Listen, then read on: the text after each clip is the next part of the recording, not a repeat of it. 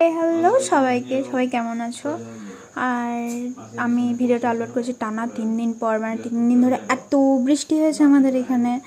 আর আমার মনে হয় চারিদিকে হয়েছে, কিন্তু আমাদের এদিকে মানে বৃষ্টিটা একবারের জন্য থামেনি। আর সেদিন আমাদের ছিল উনান পুজো, তার জন্যই এই যে দেখো আমাদের প্রচুর রান্না হয়, পান্তা ভাত যেটাকে বলে রান্না হয়। তো তার জন্য শাক বাজছিলাম, এখানে সানাও চলে এসেছিলো।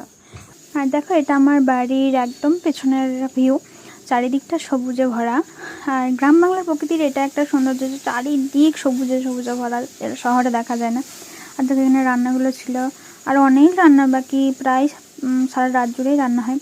কিন্তু এই যে দেখো বৃষ্টির জন্য এত বান এসেছিলো সেদিন, প্রচণ্ড বান চলে এসেছিলো, চারিদিক জলে ভর্তি। কারণ টানা 3 দিন বৃষ্টি হয়েছে। আর এখানে আমাদের যে গেটটা ছিল সেটা খোলা হয়ে গেছে, এত ফোর্সে জল বেরোচ্ছিলো, দেখতেই ভালো লাগছিলো। তো দেখো এখানে পুজোর কিছু মুহূর্ত ছিল, পুজোটা তো ভিডিও করা হয়নি। তো আজকের মতো এটুকুই, টাটা বাই।